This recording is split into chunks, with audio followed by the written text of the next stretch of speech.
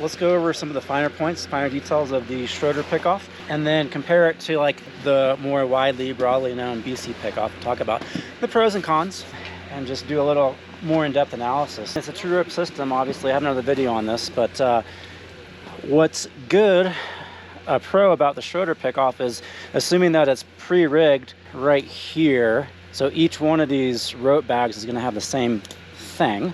So there's not a whole lot of knot tying that I have to do. So here's a pro. A lot of the pre-rigging is already done when we take the kit out. And I only have to tie one knot for this whole entire thing, and it's a butterfly. That's it. Maybe, I don't know, half an arm span? Should be about right. So I only have to tie one knot with this. And our harnesses have a carabiner that's already on the ring, so really, like, that's all I have to do. And then for me, the connections are fast and easy. I hook in terminally, and then I choke up on my prusik. These are pre-rigged with the shortest prusiks that we have available, and there's a reason behind that, and I'll cover it in a second. I'm going to use the other one and connect in terminally. The downside to this is it's not symmetrical. People will look at this, even our own guys who are kind of not familiar with the rigging, and they can't make any sense of it without some recurring practice and familiarity versus the BC where it's symmetrical. So again, not symmetrical, a little confusing, so that's a con. It does have a pro, which is I can deploy the stability loop on the fly just by removing one of my connections and then extending this out. This is my lasso loop or my stability loop. And then I'm going to extend out how much I'm going to make for a toss. And then let's assume that that's like 15, 20 feet I have to make the toss. I make the toss and it goes around you, and then you get this up and high in your armpits and you cinch up. And so this is like the selling point of the Schroeder pickoff, our ability to do this stability loop on the fly. And then we just take all the slack out. The topside operators are taking this out through their ID, and there isn't a whole lot of additional rigging steps that's involved. That's a pro. We want the shortest prusik possible here. We don't want a big, long prusik because I want to be as close to this harness as possible. And the closest I can get is like half an arm span away. That has some downside implications depending on the terrain. For example, as I come down to my subject, I can't stand above my subject and put this on him very effectively. If I'm fully suspended and weighted on this, as I come down, like I can only get this harness on if I am like with or slightly below my subject or my guest. So it's a limitation. It's something to be cognizant of, because if he's on the edge right here, it's kind of more difficult for me to also go kind of over the edge just to get the harness on, when ideally I would have liked to stood here being suspended and then reach down and put it on him.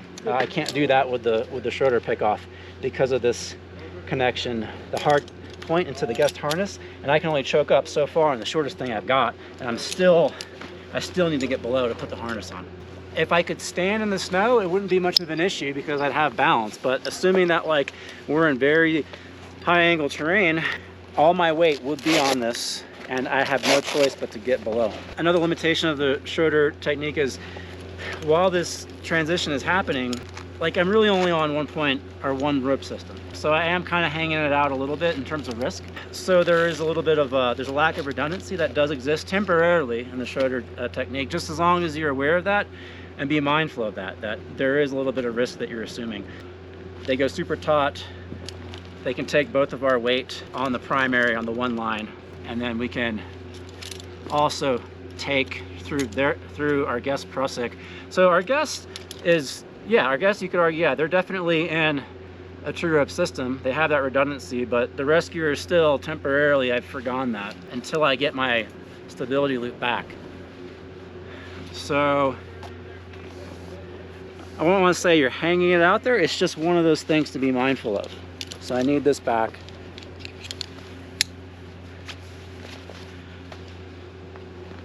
And now we're kind of back on a true rope system for the both of us. Con, not symmetrical, so it doesn't look the same for both. You do hang it out there temporarily as the rescuer to temporarily forgo one of your connections.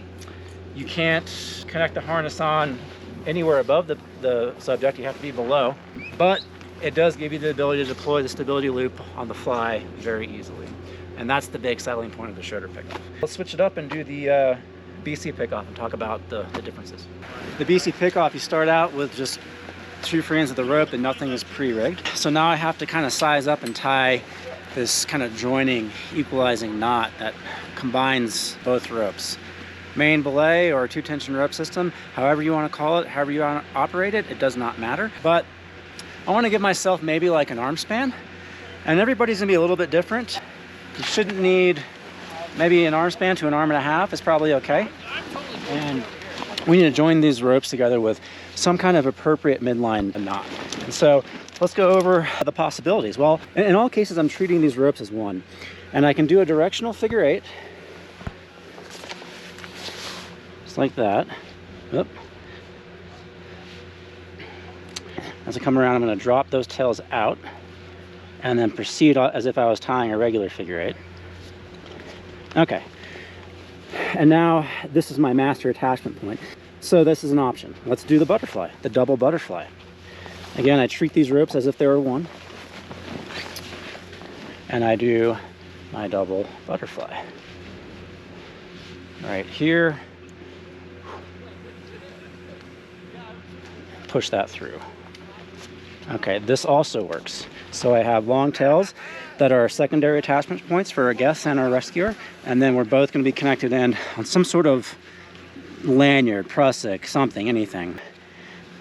Personally, I like to use bow lines because with bow lines, I can tie bow lines around things like a litter bridle, where I can't really do that with the butterfly, the directional figure 8. I have to use a carabiner and then hook it into something else.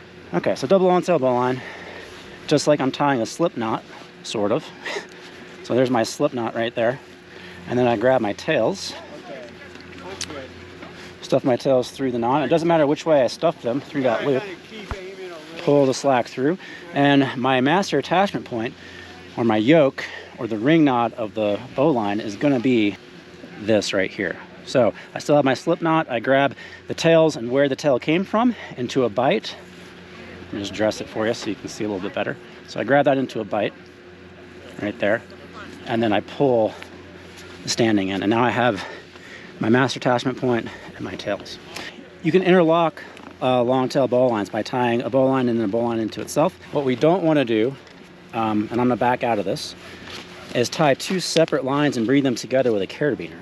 So I'm going to do 2 separate butterflies. Another one on this line. Okay. Now, in order to join these 2, you would think that you need a carabiner.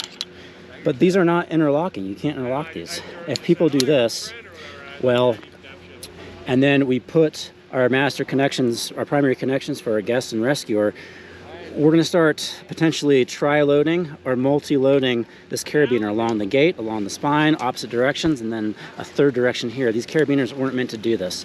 So this isn't going to work very well for us. It's bad form, it's bad practice. It's one additional hole in the Swiss cheese model of failure. So we want to avoid tying 2 separate ropes and joining them in with a carabiner.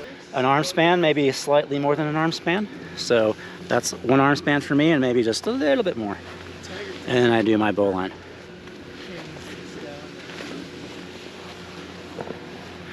With a slip knot, take my tails, feed them through that slip knot all the way. Make it nice and dressed. Grab the tail and where the tail came from, and then pull the standing in, and then we create our loop.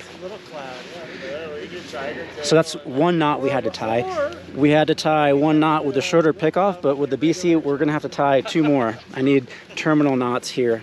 So I'm gonna do my barrel noose scaffold, or sorry, barrel noose poachers, a 2 wrap, and then hook a carabiner in here. So that's 1. And here's 2.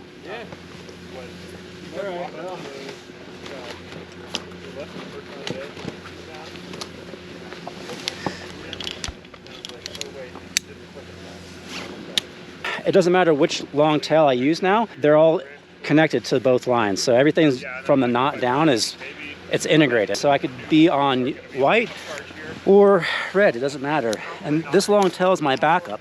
And I wanted about an arm span because I don't want my backup to be too long. You could argue I could put a prusik in here and mine the slack, but for this application, it's not like I have a set of 4s Aztec in here. I'm not descending on my own system going 10 feet or plus, so I don't need a big, huge loop here. I just want a closed loop system with something reasonable that I can adjust on my primary connection as needed. So what is my primary connection going to be on the BC Pickoff?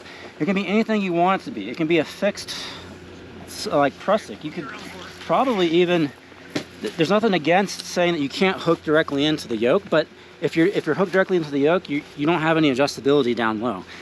And we want some sort of adjustability with the BC Pickoff. And it could be anything you want it to be. A Purcell prusik is like the cheapest, most common thing to use. I'm going to use my fall restraint lanyard. I'm a makeshift Griot lanyard. And you can make these out of anything pretty much. So now it's basically like an adjustable line on 8mm, and I can descend with it a little bit and I can pull slack in. So I can make these micro adjustments as needed, as I see fit. So this is mine. For my guest, I also want some sort of adjustability. This is just a really fancy, expensive Purcell. The progress adjusts, and I can clip any end anywhere. It doesn't really matter in this application. So with this end, I'm going to pre-rig my harness. And so that's going to the guest, and the long tail, the other long tail is going to go to the guest as well. The pro is that it's symmetrical. So if you look at both sides, granted these are two different specific devices, but the concept is the same. We're both connected in on 2 places independently the entire time, and there's no changing anything up.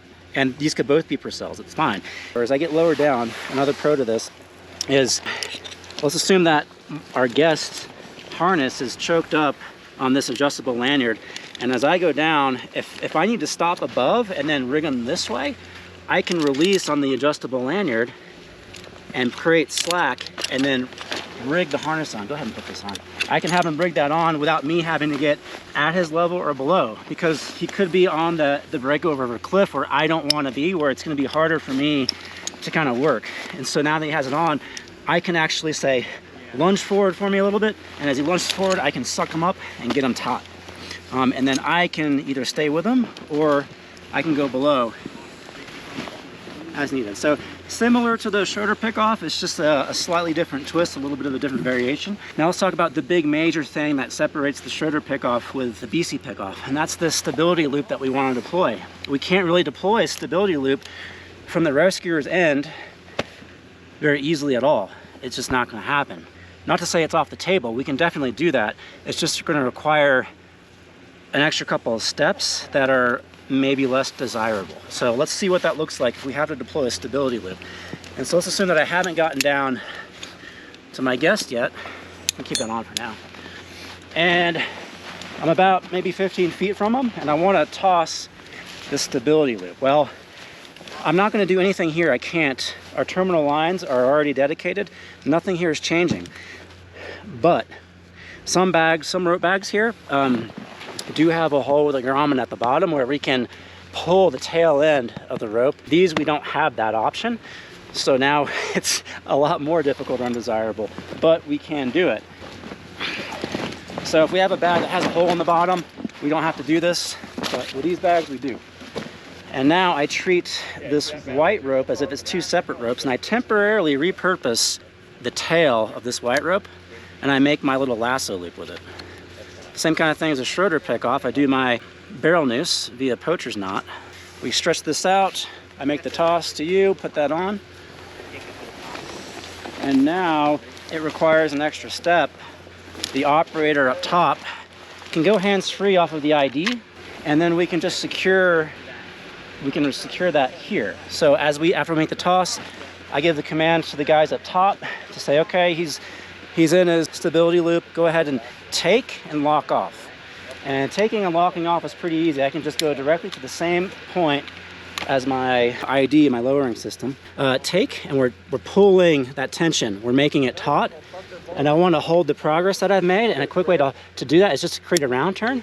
And now it makes it easier for me to hold while I just lock this off. I tie it off with whatever, like a couple of half hitches is probably the fastest and easiest thing to do. So that's 1 half hitch on a bite, and I continue in the direction that I went and I do a second half hitch. And now I say, okay, guest is locked off on the stability loop. The operator's gonna go back to the ID and lower the rescuer on the symmetrical BC pickoff configuration. And then I get to my guest. We have 1, and we have 2. You're hooked in. We make sure that we're weighted here, and we say go slack or de-rig the stability loop. We're good to go. And then our operator can de-rig that whole thing. We don't need it anymore. And now we can go down or up. More steps on the BC pickoff. However, it is symmetrical. Some people like that. It does give you the option to rig the harness on when you're above your guest, as opposed to the Schroeder pickoff where you have to be at or below. They're both viable, good options. Just a quick comparison, the pros and cons between the two styles of pickoff techniques. All right.